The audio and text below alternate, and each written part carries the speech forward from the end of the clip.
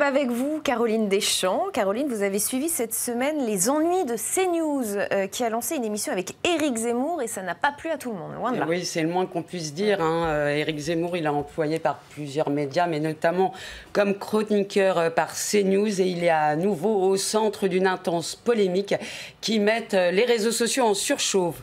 Alors après, vous vous souvenez ses propos anti-islam lors de la convention de la droite qui avait été organisée par Marion Maréchal. Il récidive sur CNews depuis lundi, et cette fois-ci c'est sa sortie sur l'homosexualité qui suscite l'indignation. Alors rappel des faits, mardi le débat tourne autour de l'extension de la PMA avec l'économiste Nicolas Bouzou.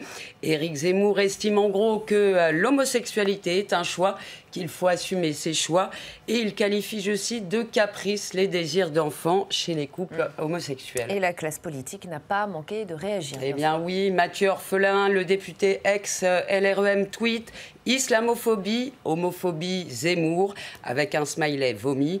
Le Parti communiste écrit aussi sur Twitter « Coucou CNews, ça va durer longtemps ce cirque avec Zemmour, ce délinquant récidiviste ».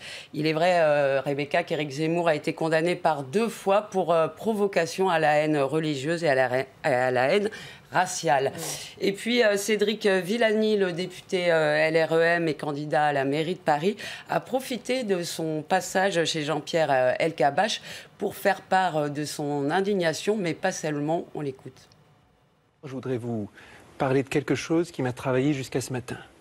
Hier soir, sur CNews, Éric Zemmour a encore une fois tenu des propos choquants, cette fois sur l'homosexualité. Il a parlé de l'homosexualité comme d'un choix. Il a parlé du désir d'enfant comme d'un caprice. Ces propos visent à diviser et n'ont rien à faire, à mon avis, sur une chaîne d'information telle que la vôtre. Si ça n'avait pas été aussi tard, j'aurais probablement annulé ma venue.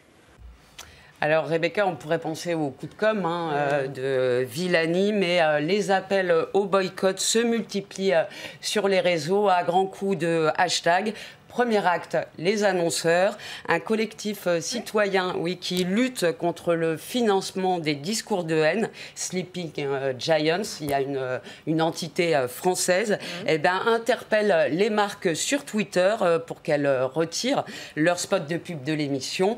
Ferrero, La Maïf et bien d'autres ont enlevé leurs spots de peur de voir leur image écornée.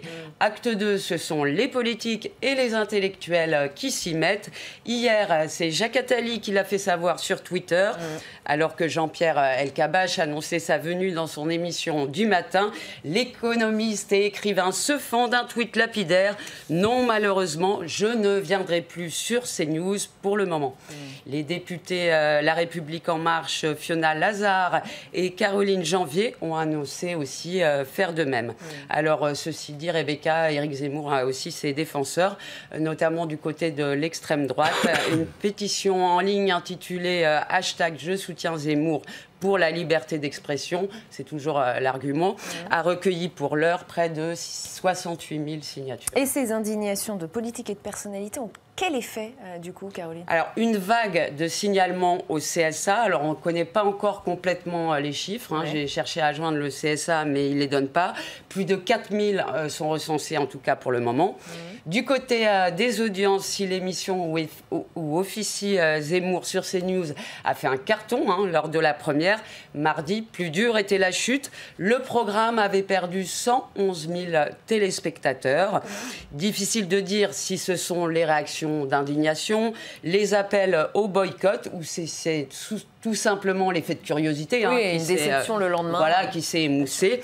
Alors, des chiffres qui seront de toute façon scrutés à la loupe dans les jours à venir, et puis bien sûr à l'aune de la prochaine polémique. C'est un vrai sujet sur la liberté d'expression, Guillaume Gontard, là.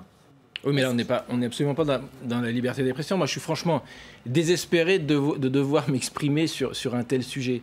On a, on va dire, un multirécidiviste, hier, qui a encore eu des propos homophobes, qui a été condamné, qu'on permet de passer à 1 heure de grande écoute.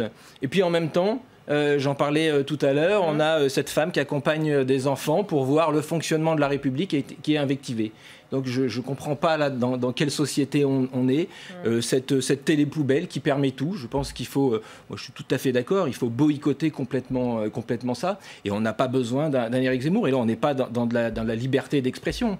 On est face à un multirécidiviste raciste qui ne doit plus s'exprimer sur une télé française. Et au-delà des boycotts, il faudrait sanctionner les chaînes de télévision qui l'ont soit diffusé, soit qui organisent des émissions avec lui, pour vous? Alors, je ne sais pas s'il faut sanctionner, mais en tout cas, il y a quand même une responsabilité très forte de ce qu'on est en train de faire et de ce qu'on permet dans notre pays.